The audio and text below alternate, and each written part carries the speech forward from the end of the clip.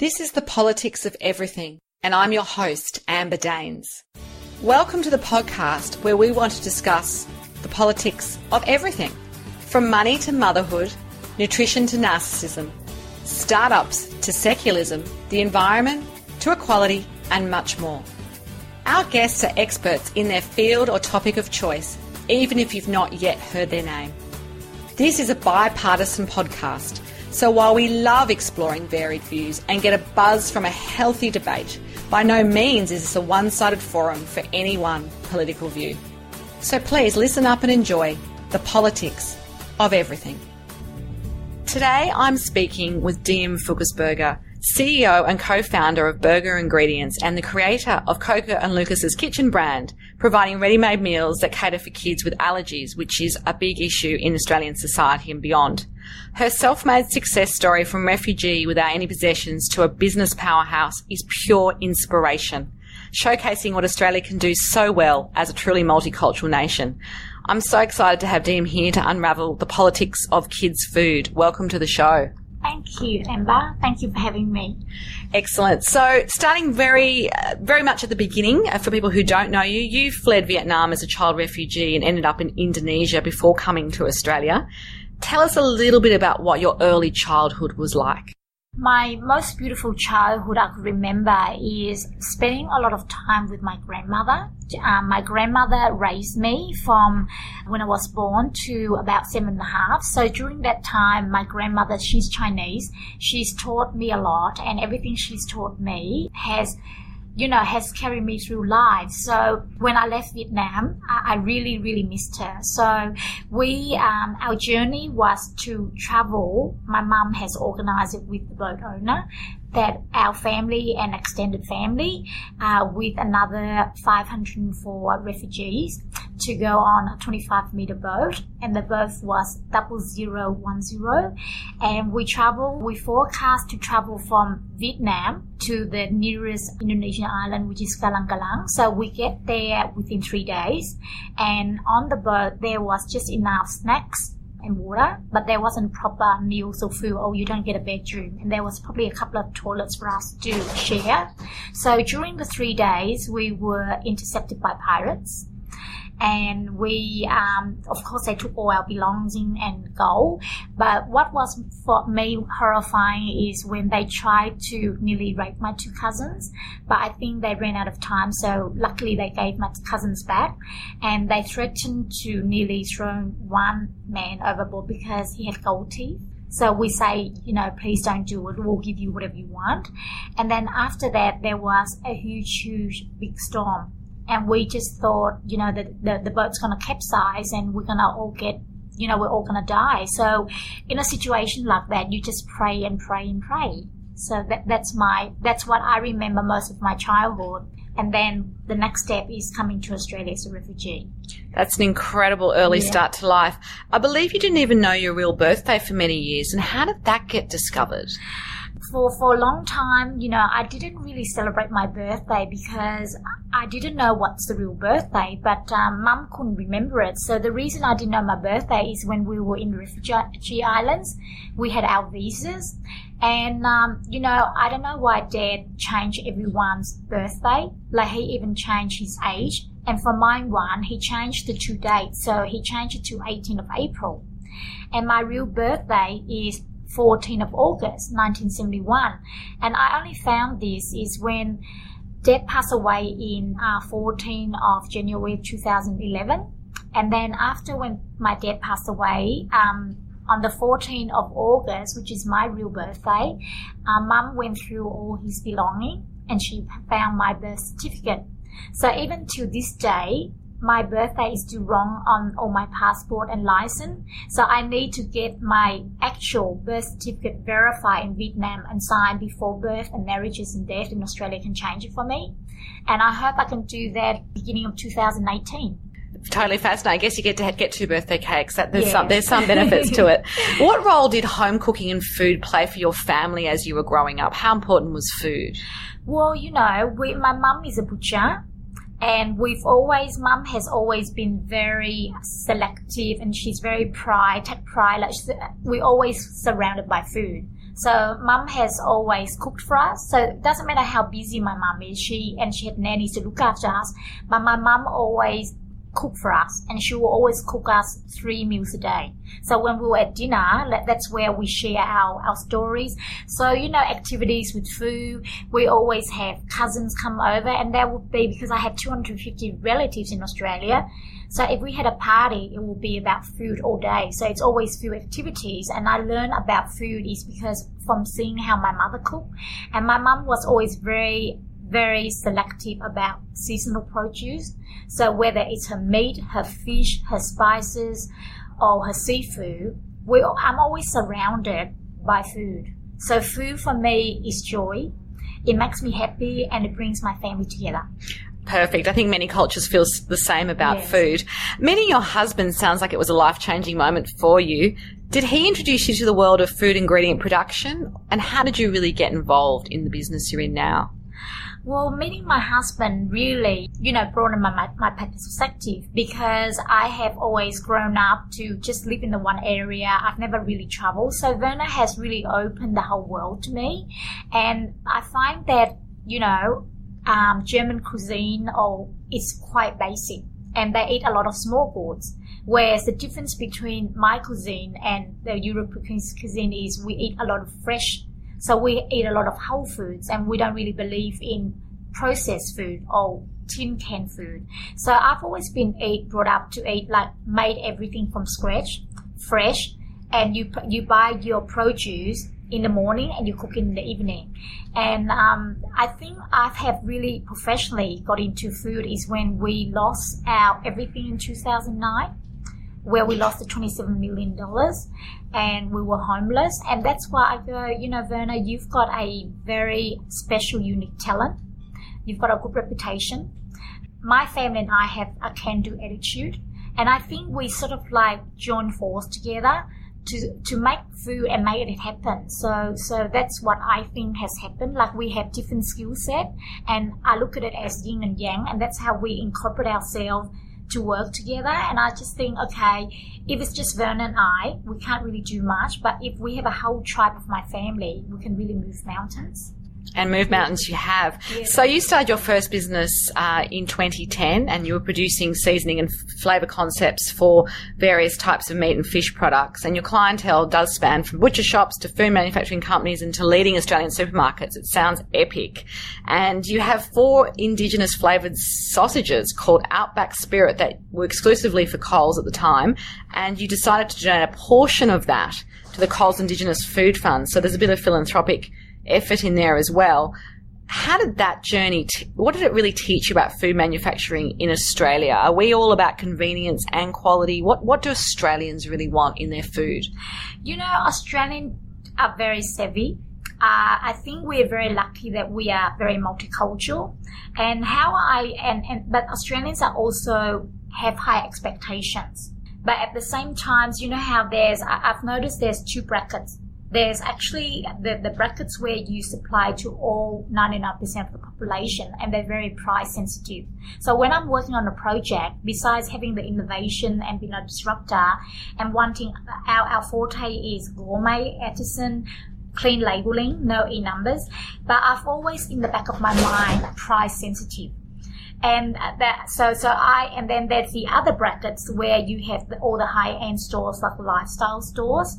So that probably makes up 5 to 10% of the population, and that's where they're willing to pay a bit more for homegrown produce. So I'm a big believer in just working with 95% of country of origin, because I want to support the local farmers and growers.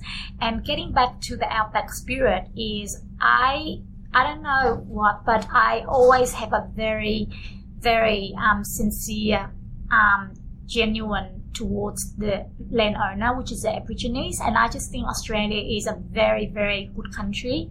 It has given my 250 relatives visas in Australia, and we are able to have a second life in Australia to start again. So I feel it's my compelling responsibility to give back. So when I did I used the Outback Spirit ingredients.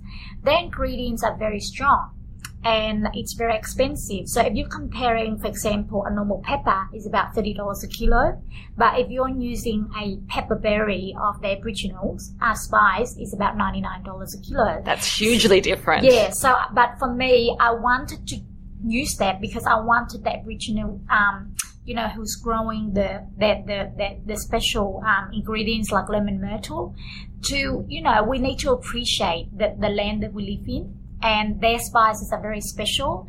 And I'm still, since 2011, still donating to the Aboriginal food funds, and it still goes on. So if we counted it back, we probably donated at least $60,000 to the Aboriginal food funds, and we still continue doing that with Farm Foods in Geelong in collaboration with Coles. So, I like to actually contribute or donate from my own pocket. That's more my style. Oh, that's beautiful. Yeah. Jumping into the topic of today, which is about kids' food. Your Kids Frozen Meals is more of a foodie range for kids, and I love the name of it as well. And you've named it after your nephew and your daughter, so it's very, very special, I imagine, to you. It is Australia's first junior food range that's gluten and lactose free, and it's obviously available in major supermarkets and other outlets for, like you say, the 95% of the population. Tell us a little about the path to creating this part of your food empire. How did you get involved? How did I get involved? After working with my husband for 5 years and, setting up Berger successfully, and making it a very robust business, and because I'm not able to work in fashion, I wanted to always make something beautiful because I love being surrounded by things that are beautiful. So I go, what can I do? Because, when I had Sophia and Coco, I never bought food because when I read the ingredients decoration, I was never comfortable to feed my kids. So I think what started it is more when Lucas was born. He had all these allergies, and being, Vietnamese, we didn't even know what gluten, lactose, lupin, and when he was diagnosed with all these allergies, like he couldn't eat anything. It has to be lactose-free, gluten-free, he can't have lupin, he can't eat seafood, he can't eat eggs, he can't eat seed, he can't eat nuts. And, and he can't even drink, like we've been brought up to drink a normal formula like S26, and he can't even take that. So we were very worried when he was given soya milk. And he lost a lot of weight, and my niece Jessica had a very, very hard time with that. So I can imagine there's at least 2 to 4% of Australians that has that same problem. And as soon as I go to a store, a high-end store, and people selling food that is gluten-free or lactose-free, the price is very high. Absolutely. It's a market for sure. Yeah. And then when I see people go handmade, people are expected to pay astronomical prices. But a mum who's got kids with these allergies, they might not be high-income earners. So I just go, why should they miss out? So I really spent 9 months just focusing on the allergies, like all my heart and my effort. I even funded myself without getting paid to make sure that I get it to perfection. So just for an example, a gluten-free flour. So I only found one, and it was a lucky flour. But when I look at the back of the ingredients decoration, there was a lot of E numbers. And I didn't want to use that. So my husband developed a flour for me. So, it took me a long time to get it to perfection just because it's gluten-free or lactose-free. I want it to taste amazing. And I did a lot of tests. I did up to 600 samples to get it to perfection. And I had even 2 assistants helping me just in the process of developing the range. And the other one is my daughter, Coco. Coco always wanted me to cook for her. She's a bit of a perfectionist. And when she's very much on, the look of the meal, it has to be displayed nicely. It has to be cut nicely. And the portion has to be perfectly. So I just feel, when I look at the market, there's food created for 0 to 6 months, which is milk. And then there's food for kids between 6 months to 18 months. And there's food for kids between 2 years to 4 years. And there's foods for adults. But there's a gap between 3 to 13. And if a 3-year-old can't eat 350 grams. So I just go, I wanted to tick the 9 boxes, and I wasn't in the position to have a marketing person or I can buy scan data, and my husband kept on pushing me to buy scan data. And I said, Verna, I'm actually creating a brand that never existed, so there's no scan data. And I go, just because no one has created it doesn't mean it doesn't work. You're a pioneer, yeah, Diem. so I want to be, the champions for kids' wellness in Australia. So I wanted to tick a few boxes. So the first box was time poor for mums. I wanted to make sure that it was at least 90% country of origin, because I do care and respect the local farmers and growers. I look at demographic growth. There's a 12% growth in that category. I looked at, eco-friendly, because 95% of my packaging is biodegradable. I looked at junior foodies movement, because kids these days, they don't want to just eat. They want to Instagram the food. They want to Facebook the food. They have their opinion. And I wanted the packaging to speak art, because kids these days don't want to be patronized to have Sesame Street on it. They want to be arty and cool. And I look at nutrition. So my food is 33% carb, 33% vegetables, and 33% protein. And I looked at, just the whole wellness of it. So I wanted a very holistic approach. And I wanted mum to trust me. Mum to trust me to pick up my meal and say, it looks like someone like grandma or auntie or mum cooked it. So that was my vision. And the other thing is my food contains no preservatives, no additives, and no colouring. And I know that I'm not a doctor to confirm it, but I'm actually leaning towards chronic disease for kids. Because when I look at, things like, autism and my mum having diabetes and all these chronic sickness, what it is you need to eat healthy and naturally and no processed food. And it's about respecting our environment. So that was my heart. It's amazing. I can hear the passion when I chat to you about it. Yeah. You touched on food allergies, and obviously your nephew had a lot of them.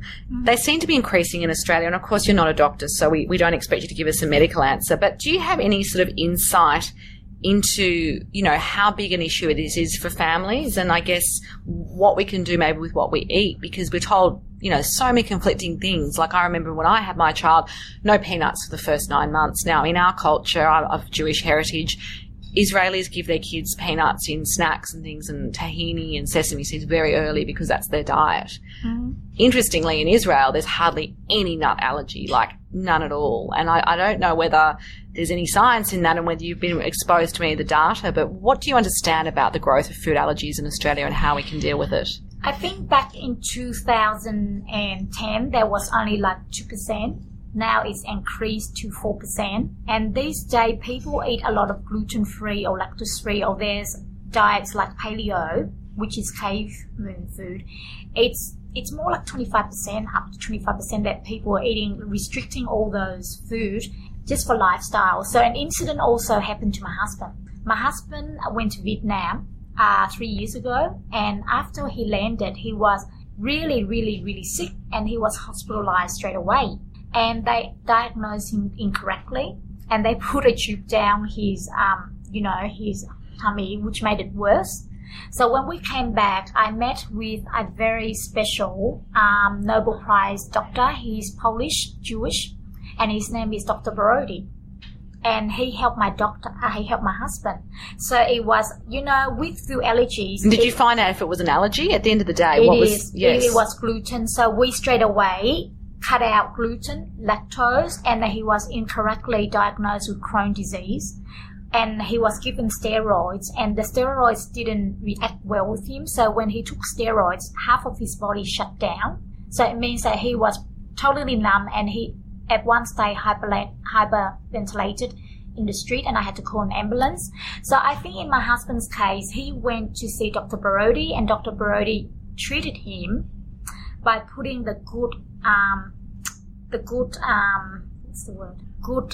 he gave him a treatment to help him. And even after the treatment, he has to wean off gluten-free and lactose-free, but that took over a year. Oh, sorry, now he can eat gluten and lactose. Interesting. But it took a year to wean it off. Yes. But in Lucas' case, no. Because he's How old's Lucas now? He's 5. Okay. And even yesterday when I spoke to his mum, his case is too severe. So he may never grow out of it. He never grow out of it. So I think with this, it's really very individually treated. So for example, I went out with Lucas, like he had, a gelato. And the gelato had a tiny bit of milk in it. That's enough to, like his throat will burn. He will get really sick and then he will throw up. And then it will take him another 3 hours to settle down. So it is very tricky for mums whose kids that has allergies because they have to spend hours and a lot of money to prepare the food in advance because they can't eat in restaurants. Exactly. Going away on holidays must be a nightmare. Or go to birthday parties where you don't really know what's in the food. Yeah. So, for example, I when I developed this, I haven't been paid for 2 years.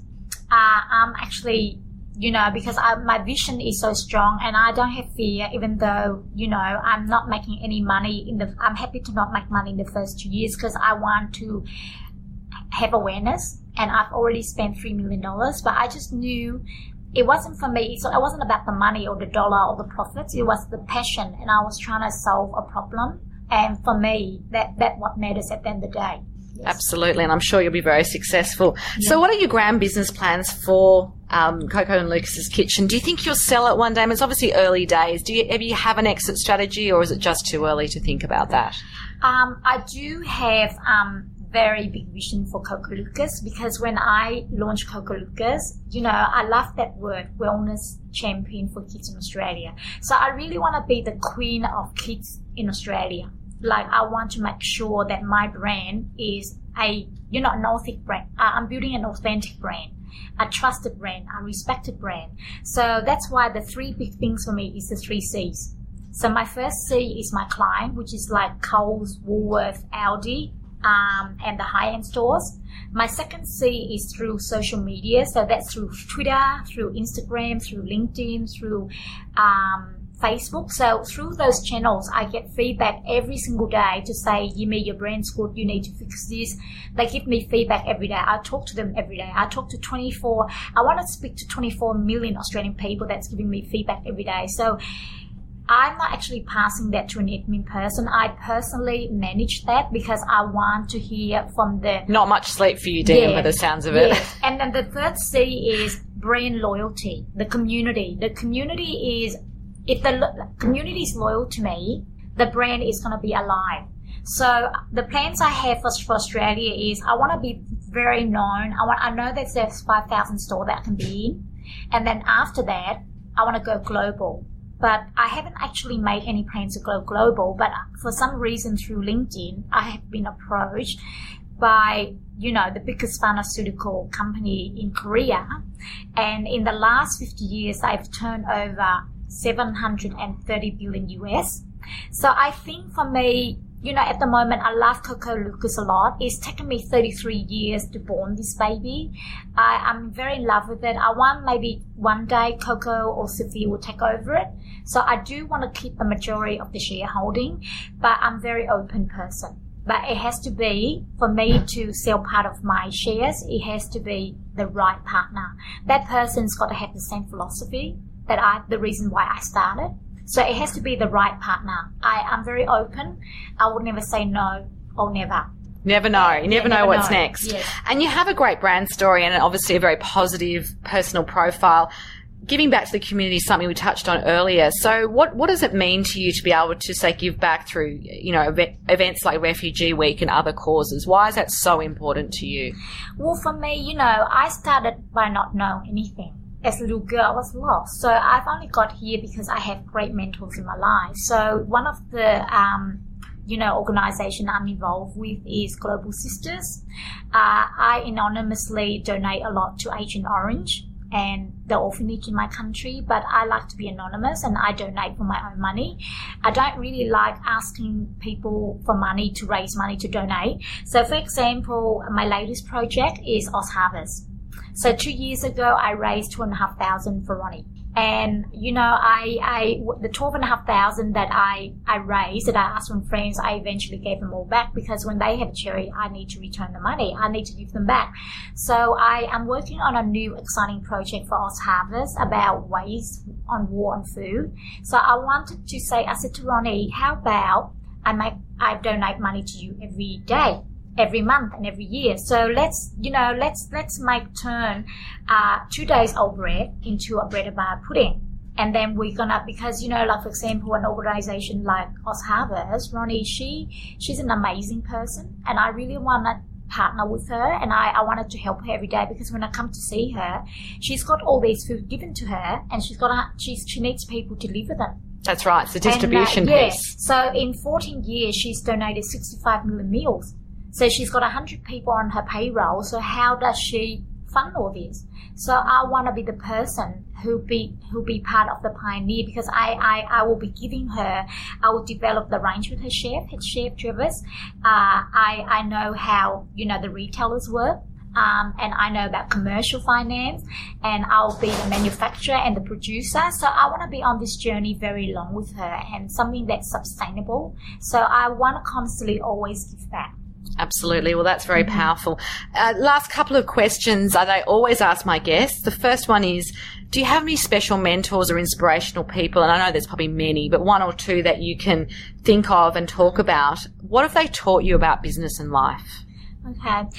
One of my greatest mentors is my late grandfather, and I've never met him, but I asked a lot of questions about him, because when I went to Vietnam 3 years ago, I asked my uncle, how does grandpa has 2 wives and got 17 children to feed? And he said, you know, your grandpa has always owned a lot of land.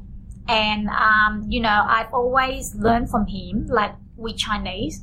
So I think my grandpa always pride a lot on philosophy, honesty, loyalty, and reputation. Because my grandfather said that if your reputation is not strong or reputable, no one does business with you. It's so true. It's so true. The people who last are the ones that have those values that you talk about. So I think I've always incorporated that in my business, that I've always shown I will always respect people. So my grandfather has shown us to be respectful to people when we're doing business. And I'm actually quite traditional. So in traditional as in like, if I have a guest coming from Korea, I'll pick them up from the airport. I take them out to dinners. If they stay here for 4 days, I'll take them to a different dinner every single night. I drive them around. So I'm very traditional and old-fashioned how I do business. We should come to stay at your house for the sounds of it. Yes. That sounds amazing. So I'll book their hotels for them. So I'm very hospitable, you know, and I think we as humans, we never stop learning. So that's what I learned from my grandfather, is to have a very, very solid reputation. And then Brian Harris is one of my mentors.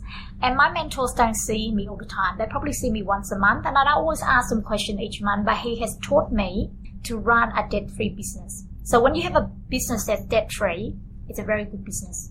You know, and he's very hard on me. So keeps you accountable. Yeah, so he keeps me accountable. And then I have another mentor, which is, you know, Warren McLean. And he is like a breathing encyclopedia. So he teaches me how to be own exclusivity, which is also very powerful. And you know, least but not last is my husband. I share everything with him. So I share everything with him, the good times, the bad times. We make all the decisions together. So he's really a mentor to me every single day. Powerful. So yeah. two people from your family and 2 from beyond. So yes. That's great tips for people. Mm-hmm. Finally, to wrap up, what are sort of the top 2 or 3 learnings that you'd love to share with the listeners about the politics of kids' food? What can we be doing today to help our kids eat better? You know, I think one thing I sort of, although I know a lot about food, one thing I did mistake was I didn't actually give my food the foods that I don't eat, which is not right, because I think from the very beginning, we should feed them everything that you cook for yourself. So to train them to eat widely and broadly and variety and be creative. Yes. And, you know, just so you don't have the headache of cooking a separate meal for them and a separate meal for you. So Great from the advice. very beginning, just let them have what you have. So it depends on the stages. So from the very beginning, I always make sure my kids have about 4 veggies, some meat and some carbs. So it depends on the stages. So when they're young, you puree it. When they're next stage, puree it rough. And then eventually, let them have what you have. So they are trained from their palates to taste everything that you've eaten before. But I would always eliminate processed food and canned food. But I'm not one of those mums that say no lollies. I think it's good to be a bit relaxed. So a good bit of balance in our lives. Bit of balance, yes. Because otherwise I don't believe in just eating 100% healthy. It's all right to be a bit naughty one day a week. We've got to live, don't we? Yeah. Well, it's been an absolute pleasure to have you today on the Politics of Everything. If you want to connect further with Diem, there'll be some details on our show notes. You've been listening to the Politics of Everything. Until next time, stay well. Thanks for listening today. If you've enjoyed the Politics of Everything, we thrive on feedback. So please add a short review and share the podcast with your network, your friends and family. I'm also always on the hunt for fabulous new guests, so if you've got a view to share and an idea how to get our listeners excited, please email me at amber@bespokecoms, that's BESPOKECOMMS.com.au, and we'll be sure to get back to you. Until next time.